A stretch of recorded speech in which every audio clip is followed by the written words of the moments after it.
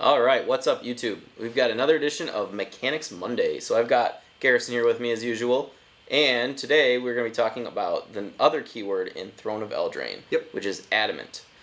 So what this says is if at least 3 of a specific color was spent, do something special.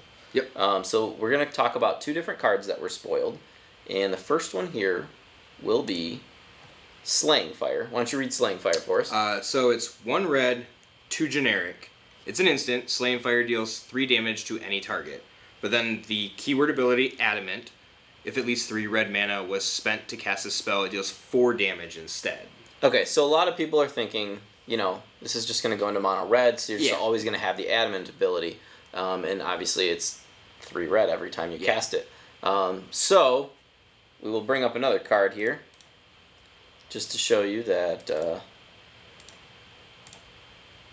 you can use it in multicolored decks. So why don't you read this card for us? So we have Turn into a Pumpkin. It's 1 blue and 3 generic. And again, it's an instant. It just happens to be that way with this one. Return target non-land permanent to its owner's hand, and you draw a card. The Adamant keyword. If at least 3 blue mana were spent to cast a spell, create a food token. So, I guess the only real thing to talk about is make sure you're tapping your lands correctly. So if you want the Adamant ability, you got to make sure that you tap 3 lands, and if they're multicolored lands, just say blue. You know, just say blue here, blue here, blue here. Turn into a pumpkin, Adamant. I guess there might be situations where you want to cast a spell, but you don't want to use the Adamant ability. And if that's the case, you would want to specify, like, this multicolored land is being tapped for red to cast Turn into a Pumpkin. So you cast it for, like, 2 blue, 2 red. And I guess, like, if mono red was running any lands, like Cryptic Caves or something, that tap for colorless, you'd want to pay attention to that.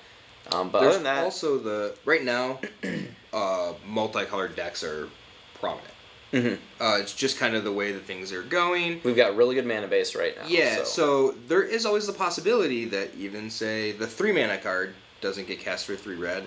And like you mentioned, even in mono red, like with the Cryptic Caves. But in a multicolored deck, say that this would fit into, if you're playing 3 separate colors, you might not have the ability to even have 3 of that same color. So you really have to pay attention to your mana when you're casting these spells. And you know, I like to play with pretty open information, so I'm gonna specify what I'm tapping for. The other thing to notice is that make sure your opponent knows too. So it's on you to remember. Like, if they say they're using the Adamant keyword, make sure they have 3. Well, also, you don't. I guess, like, when it resolves is when it's checking for Adamant. So if you're playing against someone that's using Adamant, ask what they use to cast the spell, because that does make a difference, and that information should be known. So and that's just good magic. It's good magic, and we like to play good magic. So there's not really a whole lot to talk about. It's a pretty simple mechanic. If you cast it with 3 of the same color mana, and that's what's been spoiled so far. It may be that there's Adamant 4. Or no. I think the actual... It's just Adamant, and it's 3. So it should always be 3, I guess. There's a possibility it's not, but it looks like the Adamant keyword is just specifically 3 so far.